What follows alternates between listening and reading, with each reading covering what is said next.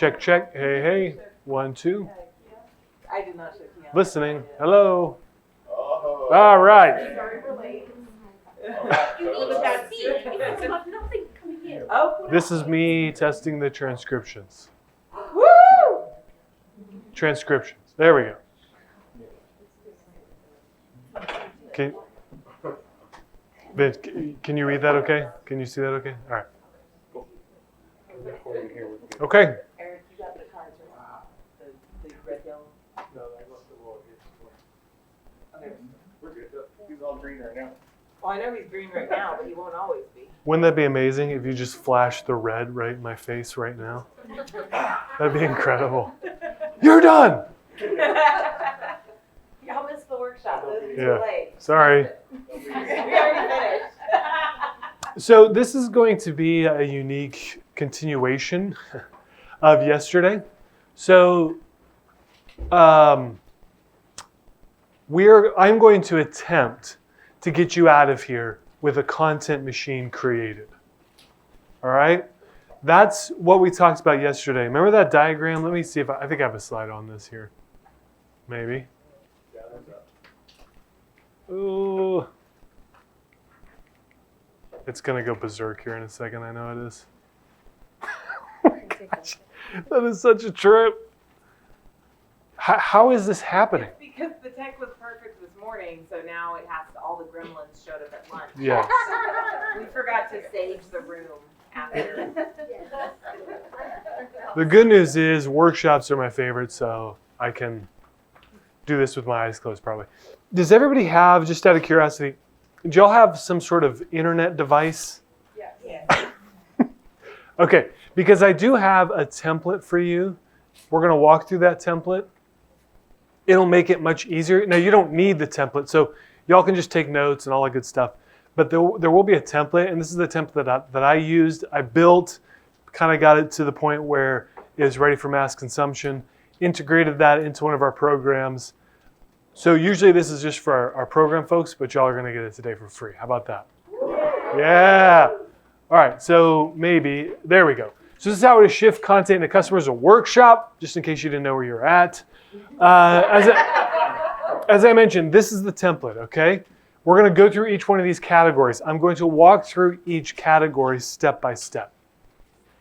So you can take notes if you'd like. Otherwise, you can hit up that URL, justinwise.net/grow23. I don't get down with QR codes. I don't know what it is. He's still on Twitter. Yeah. Cut us. That's right. I do have to say to my kids, like, I'm at a point now where technology is such where I feel like I'm behind, and there are times where I have to say to my kids, like, how do I do this? Like, I don't know how to do it. Finn, how do I get out of this YouTube thing that we're in right now? Just get me out of here. Or like Apple TV, how do I make this work? Anyway, so that's why I don't do QR codes. It's like voodoo, black magic type stuff to me. Anyway, so URLs are still kind of old school. All you got to do is go there. You'll see two at the top. You'll see two pictures. Look for this guy. I'll talk about the Visible Expert Challenge later on if we have time. But for right now, that's what you're looking for. Again, you don't necessarily need it. But if you want it, it's there for you to download. I'll be going through the whole thing step by step, though, so you can take notes if you'd like. Okay, so just as a reminder, this is what you hear from a prospect when your content machine is working.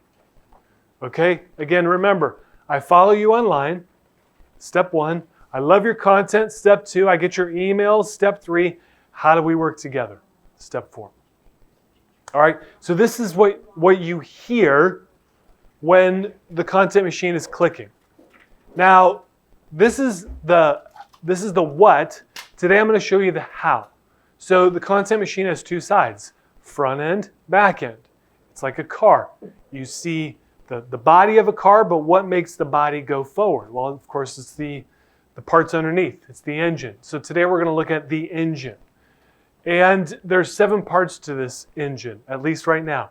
I reserve the right to change this at any given moment moving forward. It's like any framework you create, right? You need to be able to tweak and adjust. But as of now, I've got it to a point where it's really nice and smooth and it's clear, and I can teach on it, and other people understand it, and they're seeing results from it. So that means it's good to go. 7 steps are as follows, or 7 components: buckets, engage, emulate, inspire, rhythm, schedule, evaluate. All right? Buckets, engage, emulate, inspire, rhythms, schedule, evaluate. And so what we'll do today is, as I mentioned, go through each component. You will have time to complete each component. And so 7's going to take the longest. I'm just going to tell you that right now. This was my most recent addition, is step 7, evaluate. And it's gnarly. I'm not going to lie. It is a gnarly step 7. But it's so important with content to be able to take a step back and have an objective way to evaluate whether the things you're producing, the content you're producing, is doing what you want it to do. And so we're going to look at, again, how to evaluate the effectiveness of your content. All right, so here we go. Y'all ready? If you're ready, say I'm ready. I'm ready. All right. What a responsive room. I love it. Okay, so buckets are step 1. Buckets are kind of like your, the way I describe it is, my kids love bowling. We take them to bumper bowling. And we take them to bumper bowling because it would be a miserable experience for all of us if the bumpers weren't there. Bowling's hard. It's hard for adults. It's even more difficult for kids. So we take them to bumper bowling. They can throw it as hard as they want, and they knock the pins down, and everybody has fun. All right? So buckets are your bumpers. The challenge with content, even if you are in a specific niche or industry, is that there's so much room, so much ground to cover. You can't simply cover it all. And so what ends up happening is, in our given fields or industries or whatever, we spread out our focus. We spread out what we're talking about. We spread out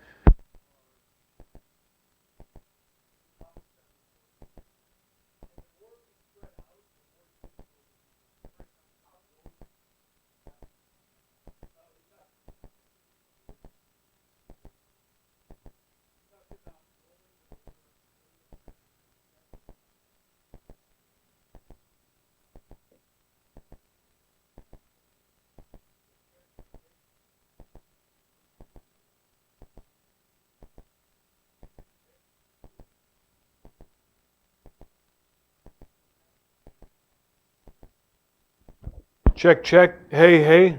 All right, here we go. All right, so buckets, again, they're your overarching topics. Little buckets are the fine-tuned topics under each big bucket. So there's 2 buckets, big and little. Start with your big, move to the little. Now, the importance of buckets, again, this is going to feel, like sometimes this can feel really intense for folks, because with content, most of us, the only advice we've received with content is just add value. Who's heard that before? Yeah. Just add value. And you're like, well, what the does that mean? What does that even mean? Who am I adding value to? What is valuable to me may not be valuable to you, and so on and so forth. So buckets counteracts this because it gives us channels, lanes to focus in on. And sometimes people can say here, this feels restrictive. And to which I say, yes. That's the point. We want this to be restrictive. Because when you focus your buckets, it's like they told us in seminary, when you are entirely sick of talking about something, that's just at the point where your congregation is beginning to understand what you're talking about. And buckets work the same way. You have to pick a bucket and drill on it over and over and over and over again in your market. And then they'll begin to understand that this is what you're talking about. So the more layers, the more buckets, the more topics we add to our rhythm, as we'll see here in a little bit, the worse off it performs. And when I say perform, I mean, is it doing what we want it to do? So think of this, again, this is step number 1. It's a starting point. It's foundational, so important. Do not move forward. Do not pass go until you pick your buckets. Yes? Those are your sample buckets, right? Correct. That's not, I was like writing them down. So Yep. like, oh, we need to do exactly that, but no. Okay. Yeah, good point. Your samples. Yeah, all these screen caps are from my content machine. At least most of them are. Yeah, sorry. I should have mentioned that ahead of time. Thank you for the clarification. But yeah, these are mine. So I put these on here just so you could have something to look at, right? So bucket 1, bucket 2, bucket 3, marketing, content creation, brand building, right? That's what I focus on. And underneath those are my little buckets, the bullet points. So marketing, automated leads, high quality leads, having a plan. Now, where did those come from? I'll tell you where they came from. Now, this is not a part of the content machine. This is another component of one of our programs, but it's important to understand, at least from a big picture perspective, and that is the 4 forces. I hinted at this yesterday. There's 4 forces with content. Fears, dreams, frustrations, wants. Fears, dreams, frustrations, wants. Fears and frustrations deal with avoiding pain. Dreams and wants deal with actualizing pleasure. So those are the 2 core motivators in marketing, period. Pain and pleasure. Avoiding pain, realizing pleasure. And so we want to leverage those. So setting up your 4 forces is an entirely different talk. We're not going to do that today. But it gives us insight into the fears, dreams, frustrations, and wants of our dream clients. If there's anything that's magic, if there's a cheat code in any of this, it is understanding those 4 forces of your dream client. Fears, dreams, frustrations, wants. If you know that, yes? How many buckets are too few? How many buckets are too much? I say no less than 3, no more than 5. If you go beyond 5, it's like you're just cruising for a bruising. And little buckets? Little buckets, again, kind of same type of numbers. I mean, there's no hard and fast rule here, right?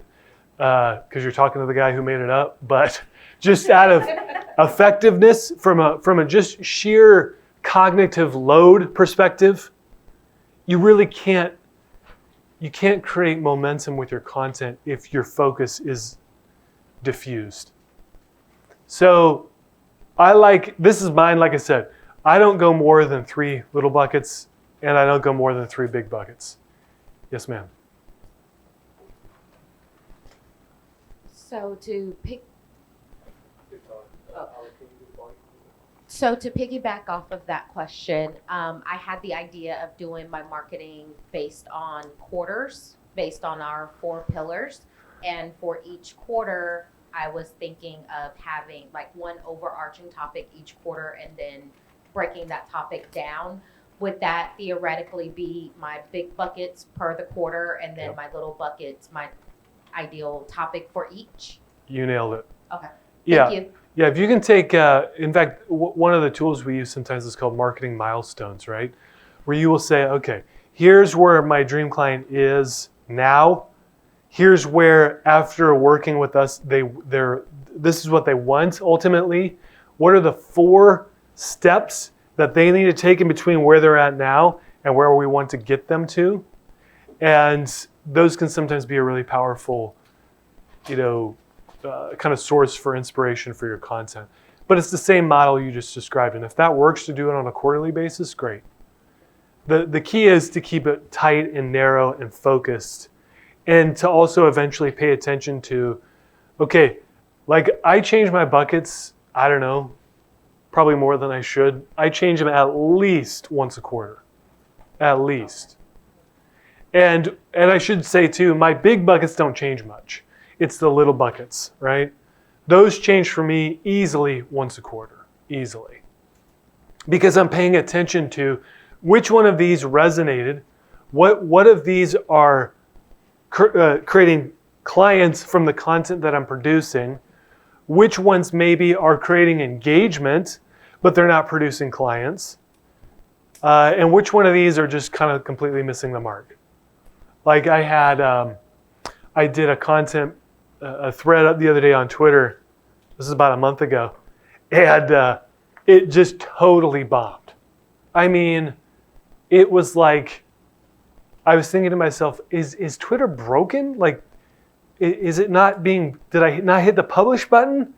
No, I hit the publish button. Nobody cared. And it was because, and I asked this from the members in our coaching program, I said, why did this bomb? If I'm going to share with you the successes that I have, I'm going to share the failures that I have with you. This was a failure. Why did it bomb?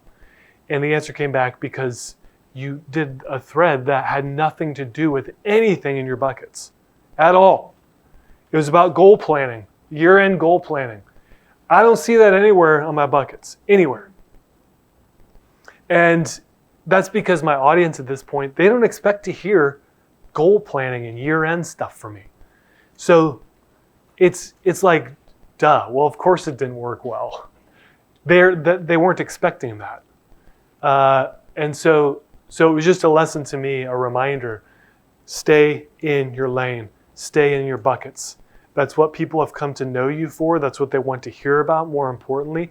That's what you know you can fix, their fears, dreams, frustrations, and wants, and you can address that through your content. Stay in your lane. So important. And to actually have this written and documented and put on paper, because you'll need to go back to this. I look at my content machine probably, I don't know, at least once a week, sometimes multiple times per week. So that's buckets. What I would like to do is give you some time to hash these out. Even if it's not something that you end up eventually using when you go to start producing content, I want you to have it written down, because I want you leaving this room with a content machine, even a very basic one, in place that you can start implementing. So I'm going to give you 5 minutes. There should be more than enough time to hash out your big buckets and your little buckets. And if you need any help, just holler. 5 minutes starts now.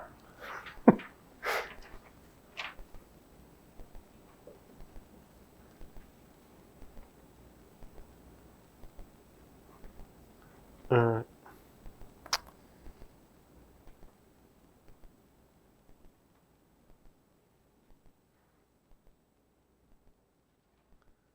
You don't have any music.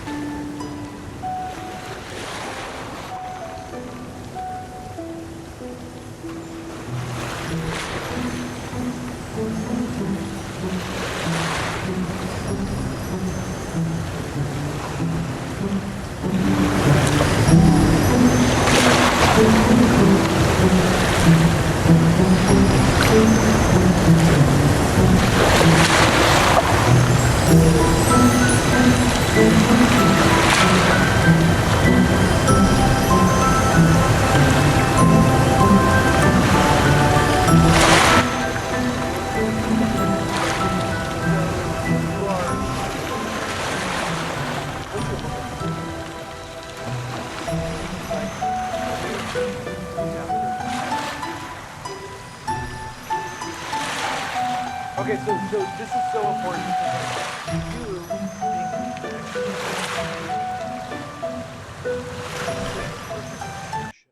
it's like all these connections, all these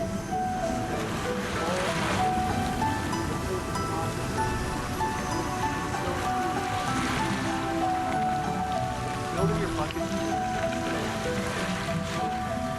What makes a successful?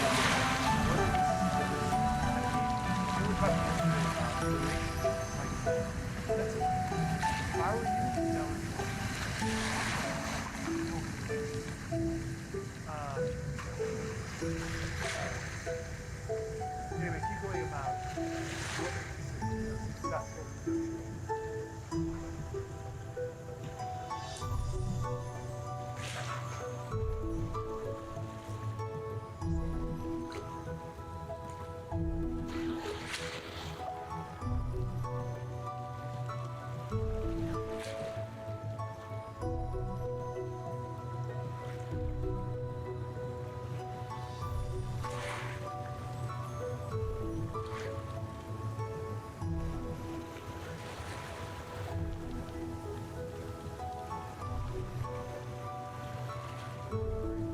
That's where I would start.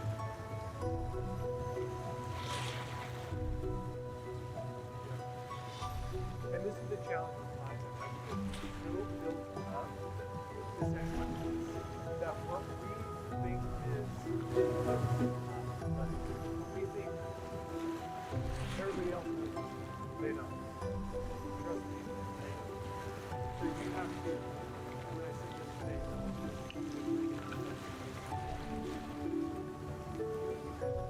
because otherwise the connection doesn't occur. If the connection doesn't occur, and we stay up here and get our expertise, and the connection doesn't occur, so it's not that we have to dumb it down, it's not what happens. Not dumb it down. Isolate. Simplify and isolate.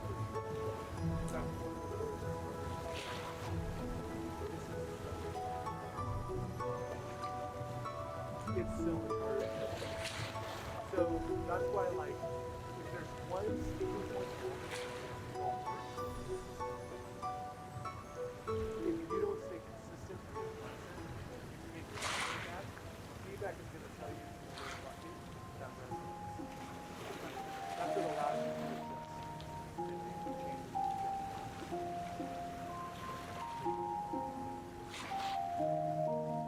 Okay. That's what we're here for, by the way. This is totally cool. If we need to do this instead of having chicken no, don't apologize. That's what we're here for. Yeah.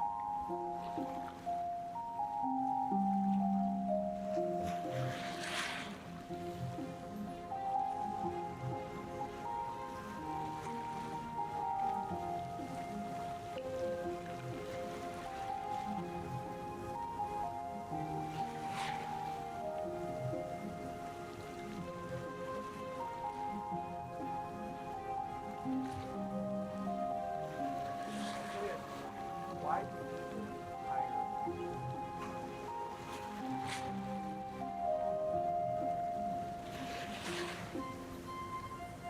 Yeah. So lost the money.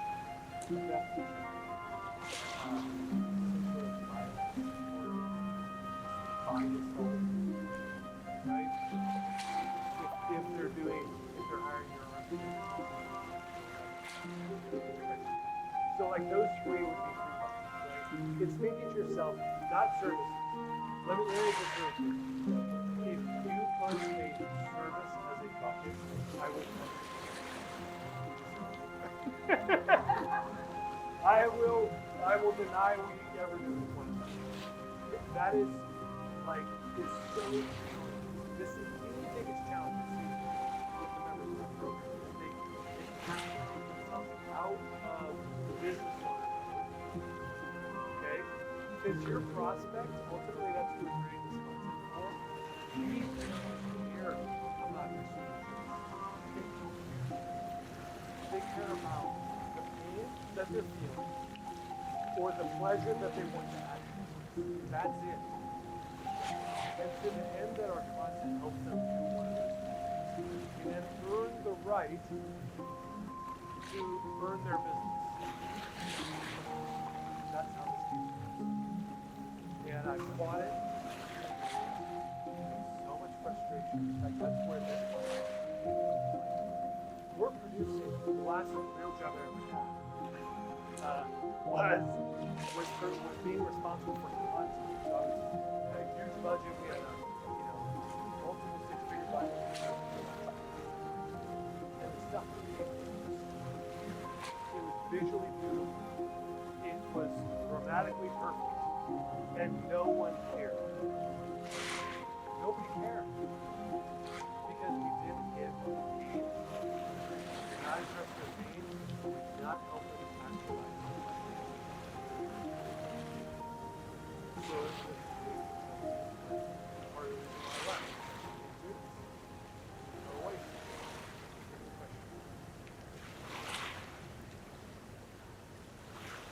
It's the same for any business.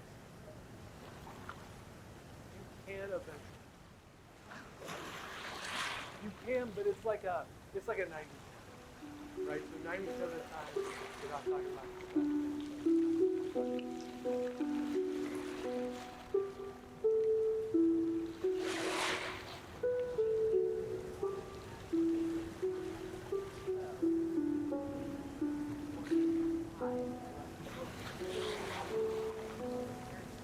As long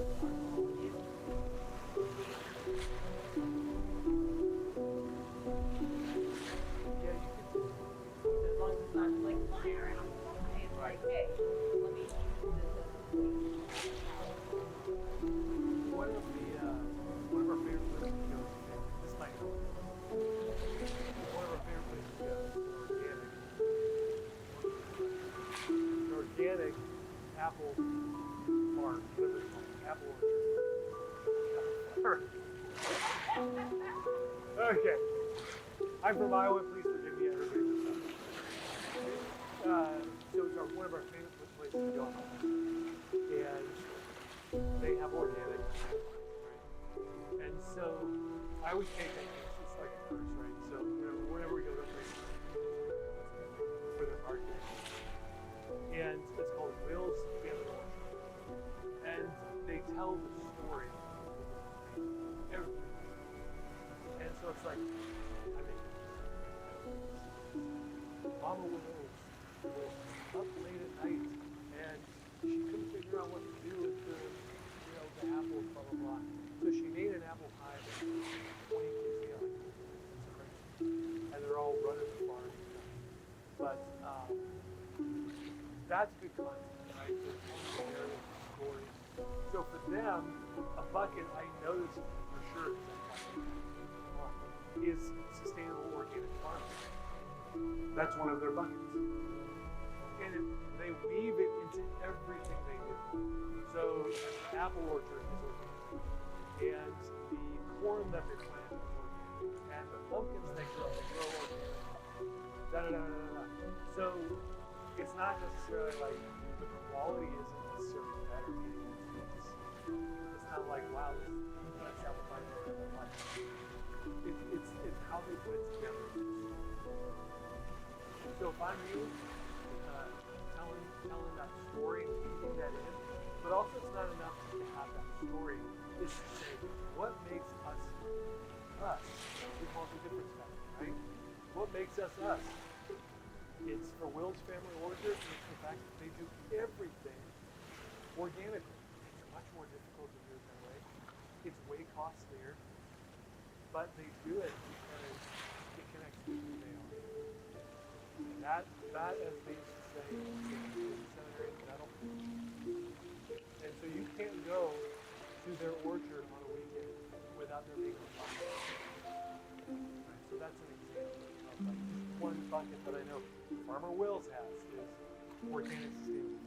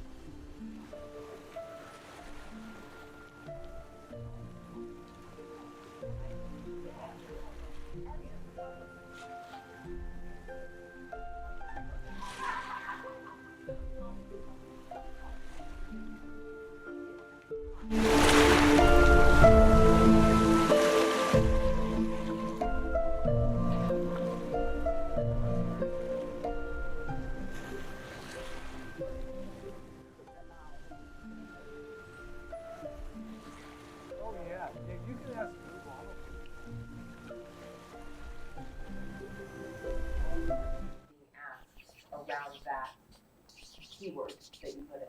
It's a great tool. Ooh, that's nice. I didn't know about that. I'll have to check that out. Another thing that might be helpful if anybody's struggling with this is one of the ways you can think about buckets too is like the chapters in your book, Yes. right? Like how did you create your book, Yes. right? And you have the chapters and then you have all the content that's within the book, or within the chapter.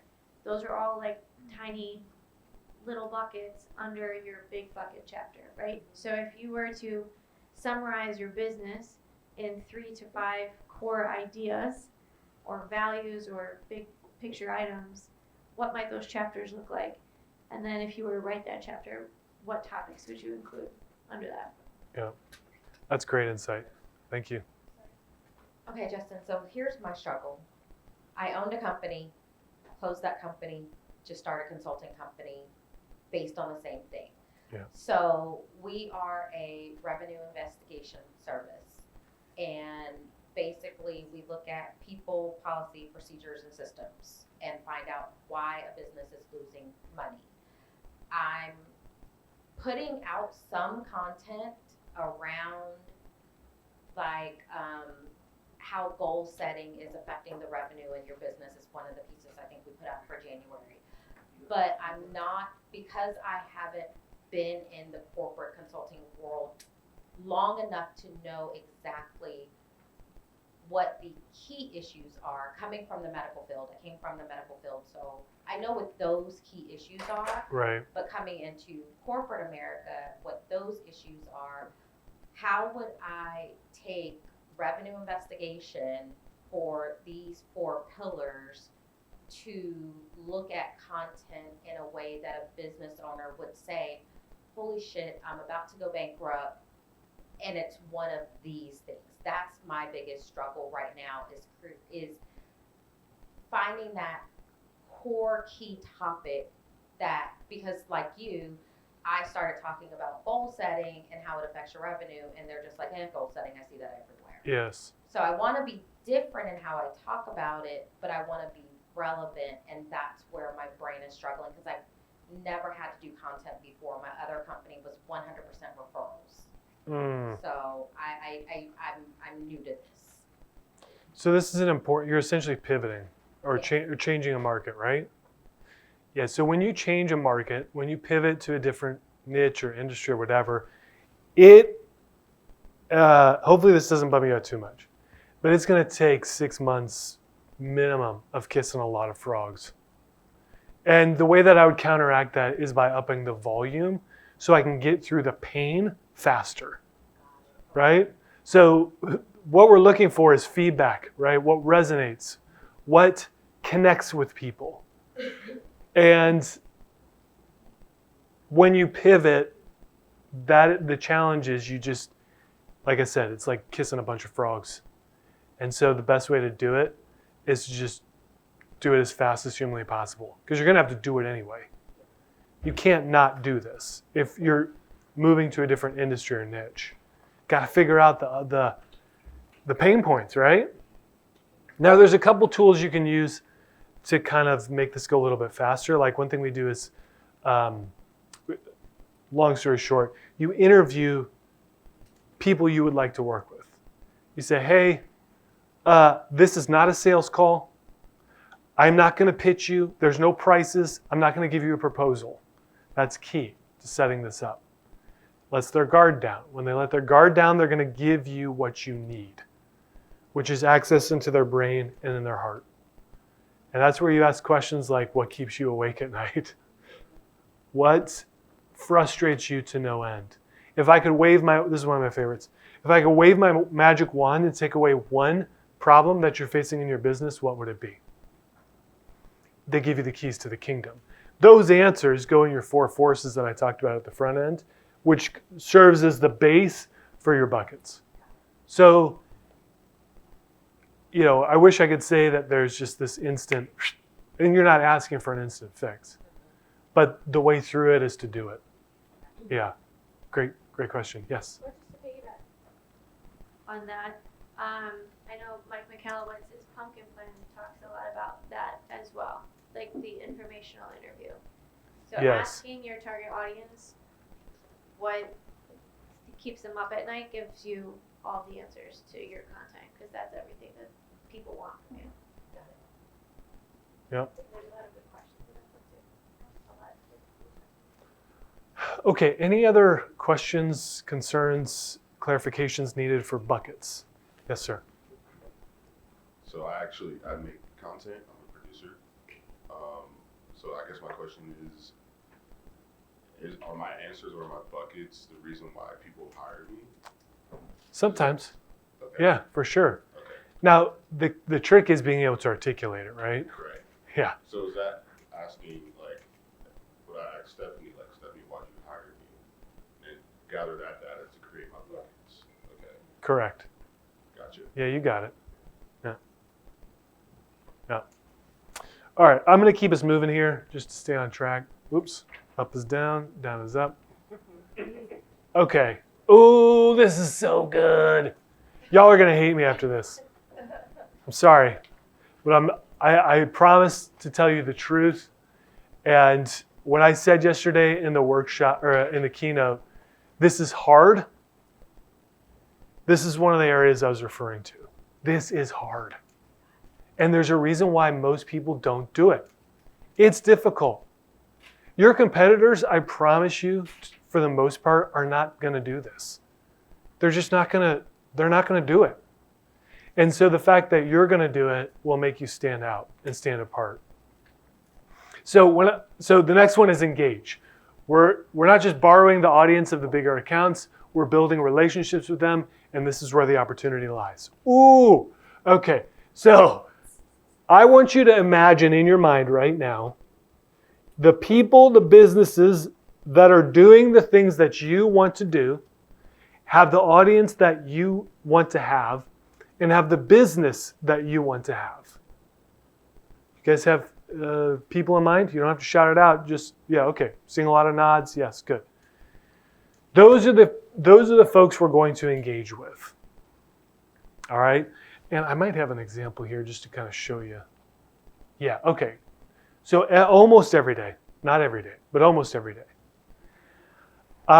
If you click on my tweets and replies around 7:30-ish Central Time, you will see me interact with 10 to 20 accounts every single day. Every single day. I've been doing that now for 18 months, for the most part, every single day. And for the most part, it is a fruitless endeavor. Okay? However, I would say now it's happening way more often than it used to. When I first started doing this, it was like, it was just radio silence. So it takes a while to get this flywheel going, but when it does, really cool stuff starts to happen. So remember, we're talking about usually 3 to 5 accounts that we're going to engage with, at least to start. I'm up to like 50 accounts, but I don't recommend that straight away. Just pick 3 to 5 accounts. That's all you got to do. And you interact with them every single day, or as often as you can. I like to do every weekday just because it speeds up the process. I don't like being in pain. I'm an Enneagram 7. Any other Enneagram 7s in here? Any other Enneagram fans in here? No? Okay, what are you? 7A. Okay, all right. So you're a fellow 7. 7s hate being in pain. And I hate being in pain. So I want to get the pain over with as fast as humanly possible. So you engage with these accounts, and not all of them, but occasionally 1 to 2, sometimes 5, now, multiple accounts, they will start to engage back, right? Well, I talked about yesterday, Gary Vee and Mike Hyatt. It was because I was engaging with them consistently. And so not all of them responded. I mean, there was probably a list of 50 to 75 people I was doing those similar type of activities with. And Gary and Michael were 2 of, I would say, 5 that responded. But those 2 alone sparked enough momentum that I'm still feeling to this day in my businesses. And so picking those accounts and regularly monitoring and asking yourself, are they responding, yes or no? Because at some point you gotta cut bait, right? So this is an example of what can happen. At one point, one of these accounts was in my engage list, and this is a comment that I made. I think it was Ask the Giver. You can see here 10 retweets, 1 quote tweet, 238 likes. That's what my comment got on the original tweet, okay? That's more engagement that I get on most all of my other content. Yes, ma'am. Do the accounts have to fit with the buckets? Does the engagement have to fit within your buckets? Usually, no. So like usually I'll pick accounts where it's like, again, hey, they're doing the things that I want to do. They have the audience that I want. And so it's not necessarily related to the buckets. It's just, okay, we're kind of in the same vibe. We're kind of in the same market.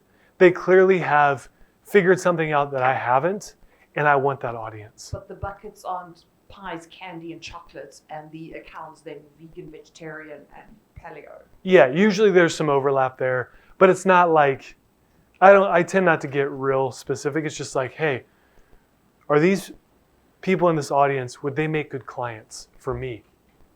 And if so, they're probably going to go in my engagement list.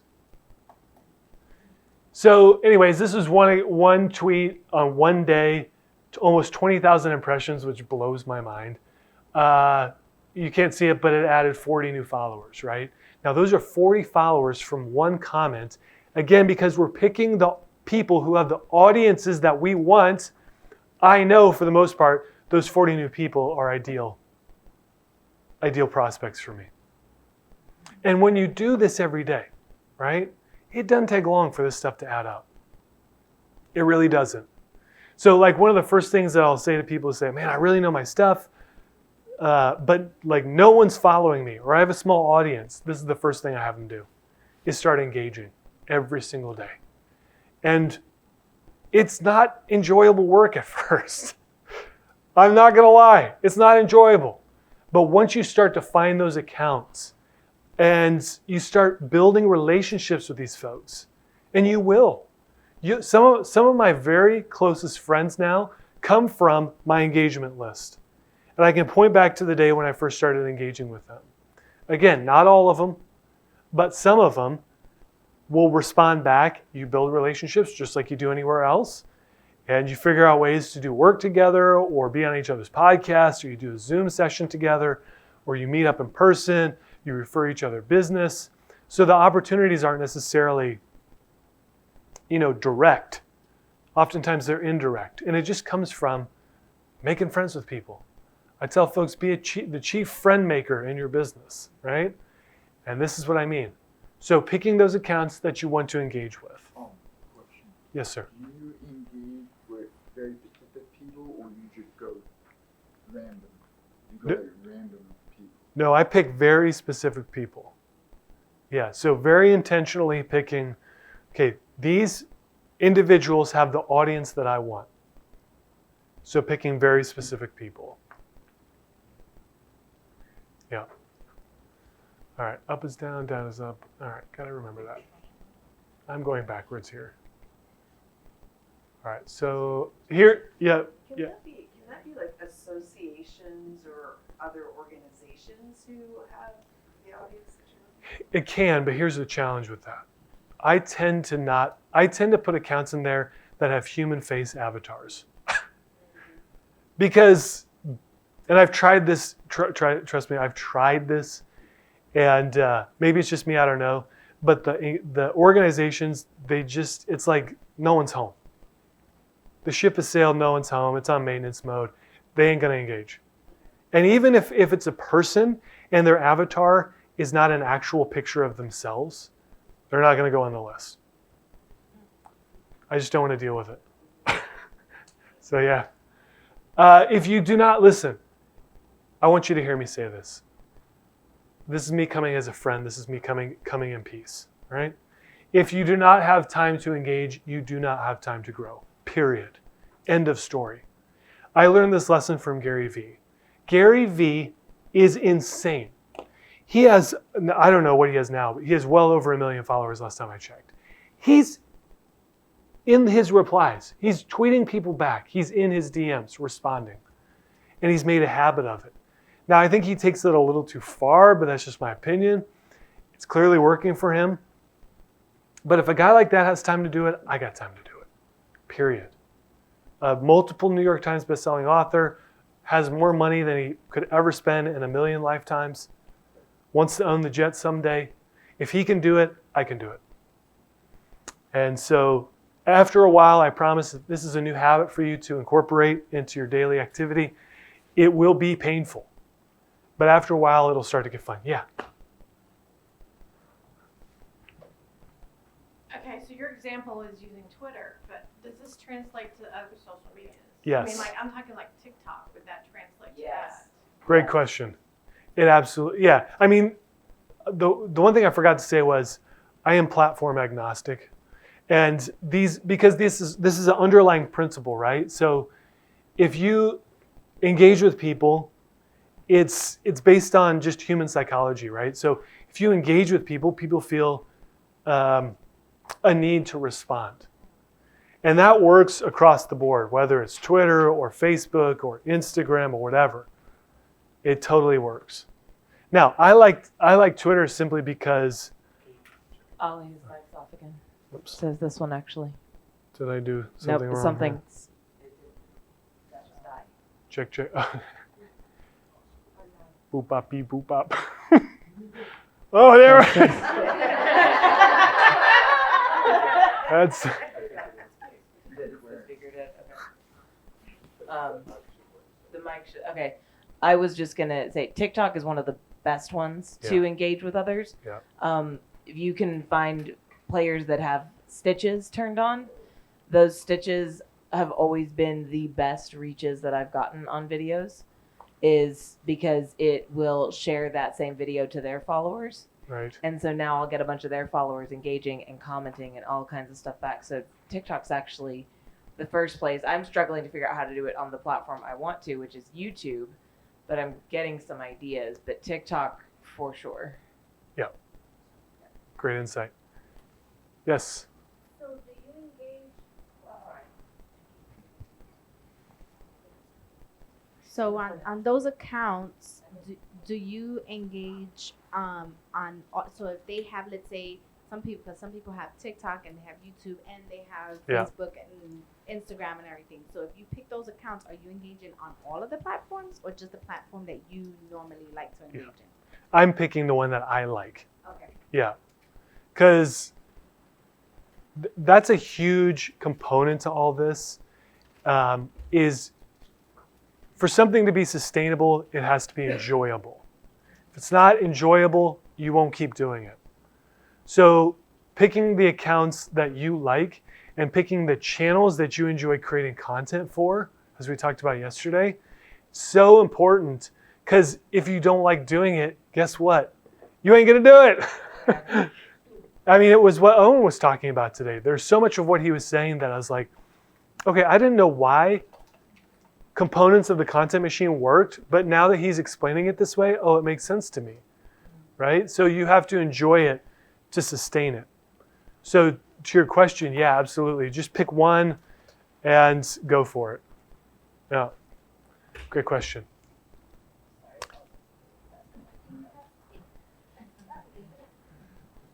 So I know you had mentioned not to follow any account without a human face, but if you track down, like, say, the CEO of that company, because you really want to connect with the audience of that company, is that an option or an avenue to go down? Oh, sure. Okay. Yeah. Yeah, just is paying attention to the fact of whether or not that particular CEO is active, responsive, paying attention, because otherwise it's just a waste of time. Yeah. All right. I'm going to keep going, if that's okay. All right. Oh, well, I don't know if I'm doing so they're on here. Yeah, this isn't going. Can you go to the next slide? Maybe. All right. So this next one is emulate. It's a slight variation of engage, but this is a little more, I guess, specific in the fact that we're paying attention to the accounts who are creating the content that we want to be creating in the way that we want to create it. So you see at the top, pay attention to what the power players in my industry say, how they say it, what works and what doesn't. Because after a while, you start to see themes, you start to see structure, content structures, you start to see just patterns emerge. And if you're paying attention, you can emulate those patterns. Now notice I didn't say copy. We're not copying here. The worst thing you could possibly do, because you'll get found out, You will. If you copy and paste, you will get found out. But here's the good news. Like, I'm starting to experiment now with taking the accounts that I want to emulate, analyzing their highest performing content, throwing it through an AI tool, and guess what? They repurpose it for me. And so I get the gist of what they're saying said in a different way, and then I can add my own variation to it, put a new flavor on it, post it, and now this is an original thought based on a successful premise from an account that I want to emulate. Makes things 10 times easier when you go to create content. Yes, ma'am.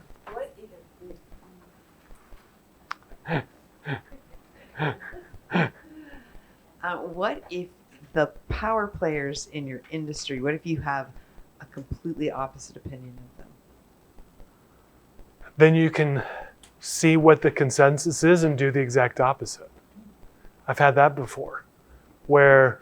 AUX mode. I'm sorry? Okay. All right. That is actually it's a huge advantage.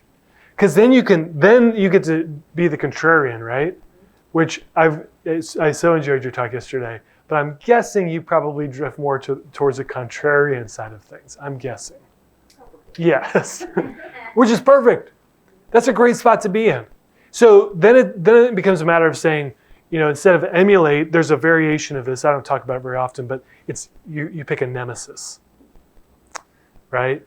So you say, this is who we do not want to be. And you basically do the exact opposite. And I've done both over the years. You pick an emulate or a hero account you want to emulate. You can also pick a nemesis account and say, whatever they're doing, I'm going to do the exact opposite. Because believe it or not, once you do that and the right person sees it, you can get traction very quickly. If you catch my drift. So yeah, you can definitely do the opposite of saying, okay, I'm going to say the exact opposite of what they're saying. And that's totally viable as well, for sure, yeah. Yes?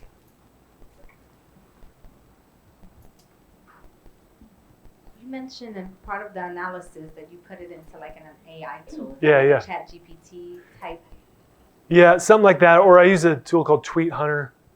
It's all, copy.ai, Jarvis, I think or Jasper, what do they call it? Jasper. Yeah, my buddy Dave runs that. All these tools do the same thing. Yeah, just rewrite it. Or you copy, like ChatGPT does this. I was doing this the other day. I found this explanation, it's a long story, on string theory, and I was like, God, I want to understand string theory, and I don't get what this person is saying. So I was like, take this text that I just pasted in and recite it back to me as if I was 10 years old. And I was like, holy crap, I get string theory now. I understand it. It was incredible. Yeah, that's basically what it said. Yeah, it's too complex. Yeah, it's very complicated. But ChatGPT put it in this paragraph where I was like, wow, okay, that makes sense. Now, is the nuance all going to be there? No, of course not. But the gist of it is there, and that's what I care about. So yeah, there's free tools, there's paid tools, all sorts of tools out there. Okay, great. That was an easy one. All right. Inspire. On-demand inspiration for your content. I'm going to give you prompts. You have these prompts. These are built into the template, justinwise.net/grow23 if you want it. Otherwise, you can jot these down, of course. These are just prompts that I use consistently to go back to when I'm drawing a blank, right? So your background and story. Everyone in here should be creating content on your background and story, right? So your biggest achievements, biggest mistakes, most important lessons you've learned about your niche, how you went from A to B, the biggest hurdles that you faced as an example. Yeah.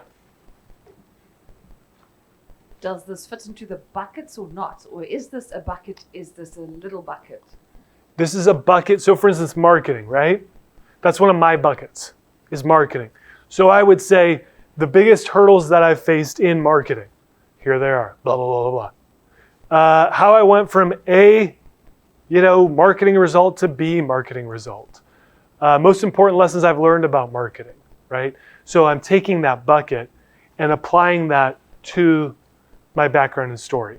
I'm not telling them about like, you know, the time in 3rd grade when, you know, Jesse, the bully, was really mean to me or whatever.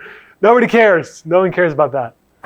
So yeah, great question though. So you're pulling the bucket and saying, the bucket's my filter. That's why it's first. It's the filter for all this stuff. So I'm going to run these kind of prompts through the bucket and see what comes out on the other side. Yeah. I got another screen here of prompts that I use. Hopefully you can read this. Of course, if not, you have the template. General prompts, actionable. How can people do something step by step? So again, when I talk about, you know, negotiating, super complex topic, but breaking that down and making it actionable for people. That's what you did yesterday. I wrote down so many pages of notes because I was like, I never thought about that stuff before. But to you, it's just like, oh yeah, this is what you do. Of course. But making it actionable, how can people do something step by step? Observation, what did I observe during the journey, right? That's a big one. So that's probably the one I use the most. It's just, hey, here's what I'm seeing.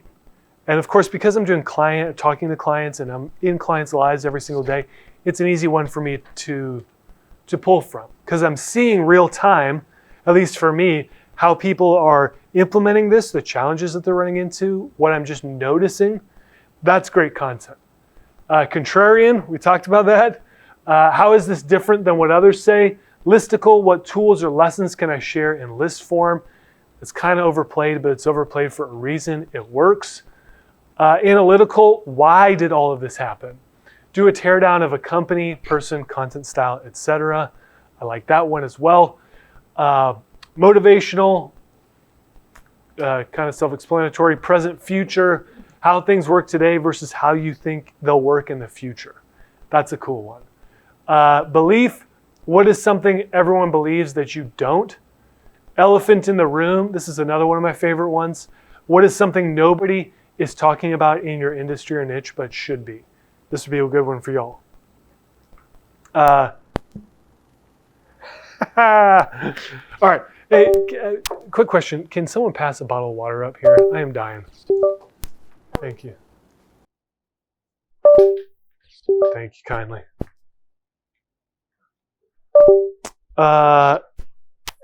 Yes. Yes. You were talking about, say, the journey. So for me, if I'm understanding, do it.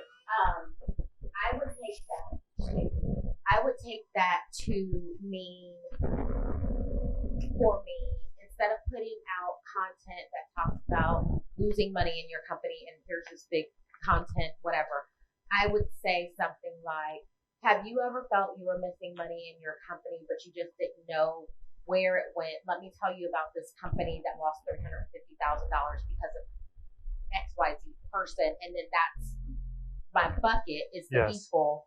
And then that little tiny piece would be how the person did XYZ. Yeah. Okay. It's there's a I forgot who came up with this. Don Miller's used this in his StoryBrand framework, but it's the hero's journey, right? So the hero isn't, we're not the hero. They're the hero. You're the person you were just describing, the company that you worked with. And you would describe like, okay, this is where they started and this is how I found them or how we found them or whatever. It's the problem that they were facing. And then we moved them here and this is how they overcame the obstacles. And that's great content. And even better, if you can somehow, like one of my favorite ways to use this is like somehow pulling yourself, and this is a tricky line, right? Because we don't want the content, we don't want to be the focus of our own content. There's a fine line here. This requires nuance, and unfortunately there's no like black or white. This is super gray because every industry, every business is different. So you got to find that line for yourself where if you talk any more about yourself, people are going to tune out, but you can't not talk about yourself because you're a huge piece of that, of that process. So I like it when I can understand or read about like what made you decide to get into this particular business. Everybody's got a story about why they chose the business that they chose. Some of those stories are interesting, some are not.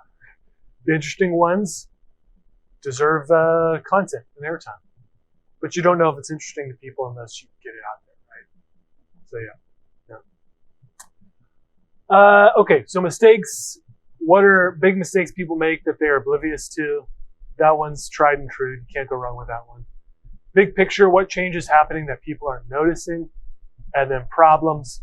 What are the problems associated with your topic? Benefits to overcoming those problems. Goals people have relating to the topic. Roadblocks to achieving those goals. I think there's one more. Personal experiences. Yeah. Yep. So yeah, those are like the prompts that I have. I'll look at these and they just get me going. And again, it's all about like constraining. So buckets constrain, prompts constrain, and they focus. So there's a great book out there. Greg McKeown wrote it. I forgot what it's called now. Yeah, that's right. He's British, right? He's very smart. But he has this diagram, right? I'll draw it up here. He has this diagram.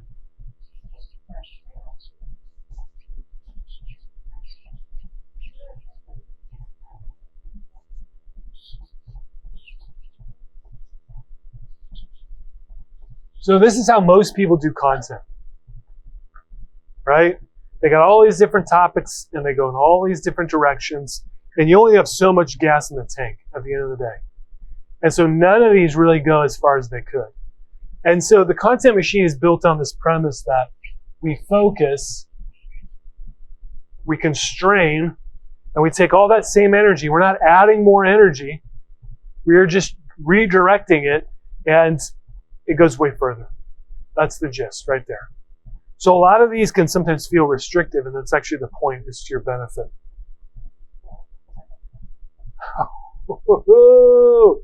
All right, let's zoom. Okay, Inspire. This one's what we'll do. We'll zoom through these other ones. The other ones are important. Don't get me wrong. But what I want to spend most of our time that we have left is in evaluate. So important to evaluate your content on a regular basis. So yeah, we talked about this a little bit. Actually, I went back. Is down is up. Yeah, let's, next one. Next slide. Okay, rhythms. Oh man. Rhythms, all right. Your content rhythm is a guide. It's there to help you channel and steer your content production throughout the week. So we're getting tactical here, right? So there's rhythms and schedule. Rhythms are the general flow. Here you're seeing the rhythm for my newsletter, right? That's my core content piece. It's a newsletter, weekly. This is how I do it. Rough outline on Tuesday, write the bulk of it on Wednesday. I add images on Thursday, one article per week. Post once a week, usually Friday or Saturday. Now, do I always stick by that rhythm? No. Some days I do it all in one day. Some days I do it, bit by bit, piece by piece. But for the most part, this is the rhythm that I follow. And I find it so important for every single channel that you're active on. This, by the way, is why I don't like being active on tons of different channels. It's a lot of work. It's a lot of work. And I don't got that kind of time. So I want to do 80-20. I want to focus 20% of my time on the content that's going to produce 80% of my results. That's how I want this to work. And so the best way to do that is by giving yourself a rhythm. It's there to hold you accountable. It's there to help you roughly plan your week, but it's different than a schedule, which is this guy. So actually, let me go back one. I do this for every single channel. You can't see it here, but I have one for newsletter, for Twitter, for Instagram, for LinkedIn. There's a rhythm. Yes, ma'am. Do you have the mic?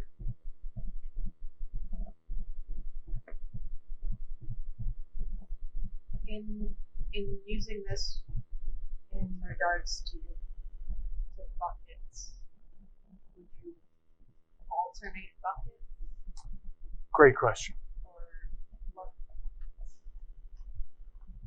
It's a go with the flow kind of thing, to be honest with you. But you could easily adapt this to fold that into your rhythm for sure. So like we at One Gal in our program say, okay, on Mondays, I'm going to talk about this topic, right? On Tuesdays, I'm going to talk about this topic, and it's going to go to these channels. On Wednesdays, this topic, Thursdays, you get the idea. And she had names for it, I can't remember where they were now, but it was like Motivational Monday. Okay, this is what we're going to talk about on Motivational Monday. There was a bucket and some sub buckets. Okay, go ahead. Tip Tuesday. So it really is there to help you. The system is there to support you. You're not there to support the system. So if it's helpful for you to pull the buckets into this, do it. For sure. Yeah, now I don't, but you can easily adapt it to do that for sure. Great question. So schedule is probably the most defined piece of this whole process, right? So this is the whole production schedule. This is my actual production schedule, okay? So Monday, 2 tweets, 2 LinkedIn posts, 1 email. Tuesday, 1 thread, 1 LinkedIn carousel, 1 Instagram carousel. Actually, this is old because I don't do this anymore, but this is what it looked like at one point. 2 tweets, you get the idea. It's there. It's there for accountability for me, and if you have team members, it's accountability to them as well. Because now my assistant can help me out with some of this stuff. Now I'm producing all the content, but repurposing it, that's something a VA can do, an assistant can do. My EA does that for me. She didn't start out doing that. But that way she knows, and I know that she knows, this is what we're doing. And this is when it's due by, and this is when it needs to be published by. Which means that I also have deliverables in order for her to hit her deliverables. So this keeps everybody on the same page. But it's actually going through and saying, this is what I'm going to produce every single week from a content perspective. Boom, boom, boom. And I'm not going to waver. Now, do you beat yourself up if you miss something? No, of course not. But having it down and documented increases your probability of success. All right? Pretty self-explanatory. Your schedule is exactly what it sounds like. It's the promise you keep to yourself when you're actually going to post. This is the squishiest part of the process, right? It's like, no, this is when we're going to do it. And this is what it's going to look like. Period. Okay, evaluate. Yes, we did it. So we're out of here at what? 4? Okay, perfect. Yeah. Nice, juicy 18 minutes. Okay. So important to do this on a regular, consistent basis. And evaluation does not occur. This is the challenging part. Evaluation doesn't occur on a piece by piece level. It's a little more big picture. So in other words, I'm not going through every single one of my tweets saying, did this perform, yes or no? What I am doing is saying, and we'll get into this, but just big picture, I am saying, okay, this month, here's what I want to accomplish on this platform. And then I look at the end of the month, did I accomplish the thing that I set out to accomplish? If so, why? If not, why? And that's what this step-by-step process is going to take you through. So, evaluate. Why am I doing this and what do I want to get out of it? So important to ask that question of yourself. Step 1, determine what mode or medium that you'll use. Ask, what mode am I most comfortable with? There's 4 content modes. I said this yesterday, and only 4. Audio, video, text, or design. You cannot create content that lives outside of that mode, or those 4 modes. So step 1 is determine what mode am I most comfortable with. This is the easiest question in the whole process. Step 2, determine what you are optimizing for. Okay? Ask, what do I want to have happen after I hit the publish button? This is a forcing function. I love forcing functions. I love knowing that before I ever create content, I have to decide and determine what I want it to do. I can't be squishy about it. I can't wiggle out of it. I have to determine, am I doing this to grow my audience? Am I doing this to grow my email list? Am I doing this to create conversions? Am I doing this for engagement? Am I doing this for brand building or other? Yes, ma'am. Can I have more than one goal, or do I need to focus on one? My strong encouragement is that you have one that you optimize for. Now, if the other things happen, great. You ain't gonna be mad about it. But optimizing and saying in your mind specifically, this is what I want to accomplish. This is what I'm optimizing for.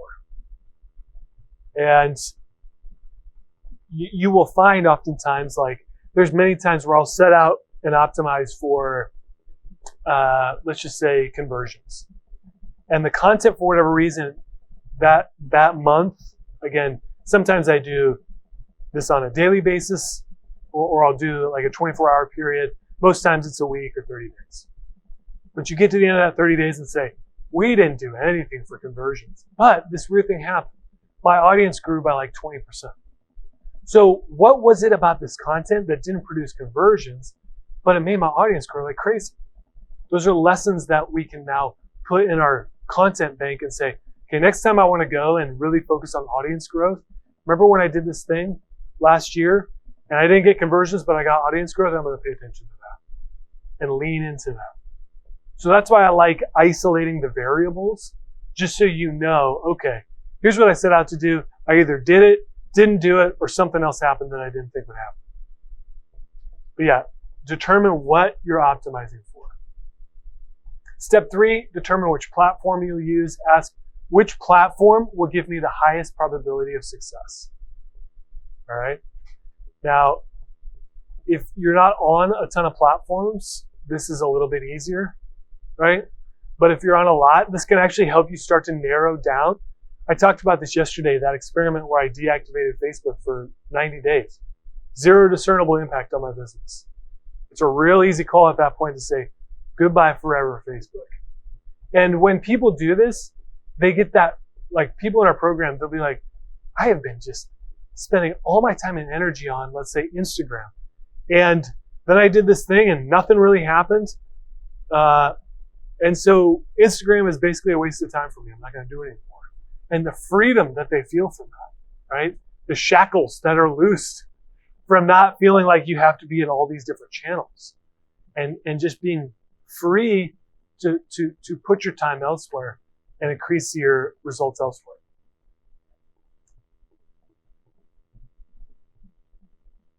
I understand narrowing your focus, but for example, through Instagram, you can post to Facebook, LinkedIn, and Twitter all simultaneously. So why would you go and target all the three? I would ask you the question, why would you do that?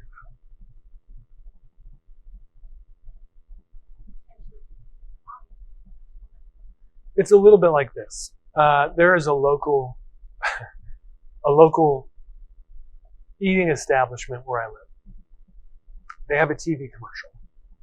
It's everybody knows it. It's one of those local, silly, zany, local TV commercials that like go viral because they're so weird. And so everybody knows of this commercial. And what they did was they took the audio from the TV commercial and put it on radio. But what has happened is there's visual cues in the TV spot that are missing from the radio spot. So it sounds weird and disjointed and strange. And if you don't know what the TV commercial looks like, the radio spot sounds insane. And that's because they're two totally different platforms with two totally different rules. Social media works the exact same way. We are putting content when we cross-post, and not saying you can't ever cross-post, but there are different rules for these different channels. And we have to play by those rules because we don't make the rules. So cross-posting sometimes feels like we're getting more done, and that may in fact be the case. But I would want to have a way to evaluate that.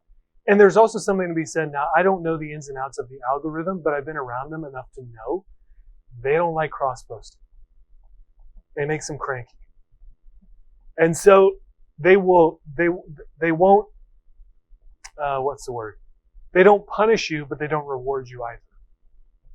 So it's 6 in one hand, half dozen in the other. What I would rather do is say, if I got a content piece that's killing it, I want to ask myself, at the very least, how can I repurpose this in a way that it makes sense on this other platform? So I'm not putting a TV spot on the radio.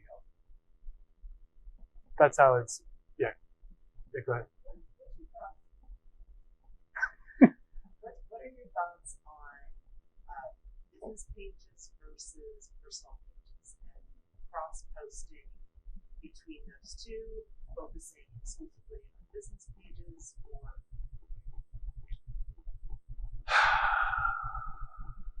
people connect with people.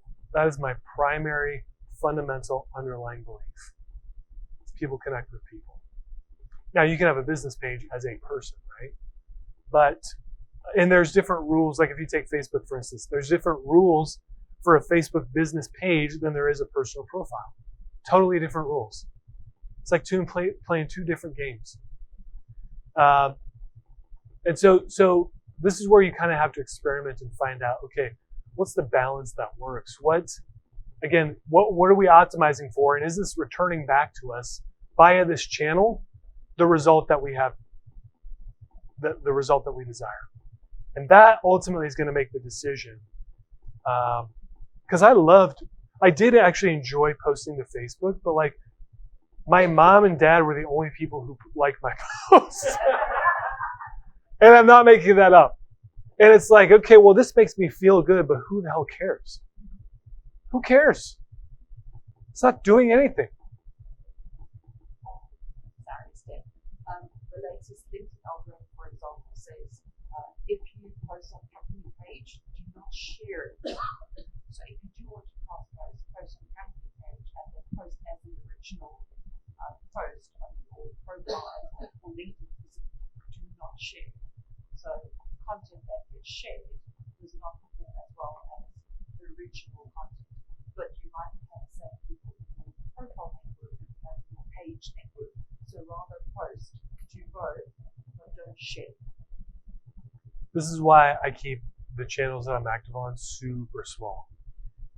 The other note that I would add on that one that we're starting to pay a lot of attention to is one thing I talk about in marketing is create a black hole. You want people to get kind of sucked into your marketing and looking at everything you've got. And if you're posting to Twitter and you've got no engagement on Twitter, but you got a ton of engagement because you're focused over here, and someone who was going to buy found their way to your Twitter, and now they're like, it can actually cause some brand damage. So that's something we've started watching pretty closely is how often do people end up cross-checking channels and disengaging with your brand because it looks like you're not as professional as you originally looked. Yeah, great point. Yeah, and then we'll keep moving after Q. Do you delete and repost? I know Gary Vee does that. I use two accounts. I follow them. And he'll post something on the page. It doesn't work. Oh yeah, Post it on the page. 100%. Yeah, I will delete content all the time. Yeah, for sure. You know, it's wild because like, it's not necessarily that it's bad content. It just, as you mentioned, it just looks bad. And that's part of the game. Whether I like it or not, that's part of the game. Okay, yeah, we gotta move. All right. Okay. So wait, did we go through this? Yeah, we did. Determine which metric we use to measure success. Ask, how will I know if my content has been successful? Am I looking at impressions, email addresses collected, booked calls, whatever? What is the metric? What am I looking at? And not giving yourself any wiggle room. What am I looking at that will determine whether or not this content was successful? Step 5, determine the length of your experiments. Again, I talked about this a little bit already. 24 hours, 7 days, 30 days. Like most threads that I do, I will evaluate 24 hours later. And I'll say this was a win or this was not a win. Most threads that I do usually book anywhere between 1 and 3 discovery calls if I put that call to action in there. So then I can step back after 24 hours and say, did we do 1 or 3 discovery calls? No, we did less, or no, we did more, or no, we were right within range. Those are all very important feedback points. But giving yourself that time-bound ability to go back and say, okay, the metric that I determined in 4, time's up. Did it do what I wanted it to do? Yes or no? Okay, determine your baseline. Ask, based on the metrics I chose in step 4, what's my current baseline? Pretty straightforward, right? I talked about this a little bit already. I bring in 30 new emails per month. I get 1,000 impressions per blog post. I add 100 new followers per month. You gotta start somewhere. So make sure you know where you're starting from so you can measure that against where you end up at. This is gonna sound like a Dr. Seuss novel, but stick with me on this. So step 7, determine the entire outcome. This is where everything culminates. Using my step 6, I gotta come up with a better way to say this. Using a step 6 as my starting point, did my step 1 on step 3 accomplish step 2? Using step 4 as a measurement within the time boundary of step 5. You know, like you do. So this is what it sounds like when you pull it all together in human language. Using 100 average emails per month as my normal growth rate, did my written content on Twitter grow my email list by 300 contacts in the last 30 days? That's a yes or no question. Now, I will tell you most people won't do this, right? And that's why most content sucks, to be completely honest with you. It's hard. This is a challenge. It can feel like another full-time job that we all have as business owners, right? But I promise if you start putting some of this into motion, into play, you know, the cool part is you've got a framework now that you can run through yourself, establish it, then you can delegate it, right? Because there's steps, you can delegate it, but you have to understand it first. So it's going to take 1, 2, maybe 3 months of pain, and then it'll all be over. You can delegate it. So a couple of things I want to draw your attention to. That is the template that you have. We also have, I think last time I checked, we have a few spots that are still left in our Visible Expert Challenge. So if you feel invisible, like you know your stuff, but no one knows you, we're tackling that head on next week. So there's a 3-day challenge. And if you do the challenge, if you do the stuff, it's free, right? So one of the challenges that we have with challenges is if you make it free, no one does it. They don't do it. And then people don't get results. So I think it's like $297, but if you do everything, we hand you your money back. It's pretty cool. I'm excited to try it out. Would love to have you there. We're going to be building on some of these ideas. If you want to come, I would love to see you there. But I think that's my last slide. It's my last slide. Thank you all very much.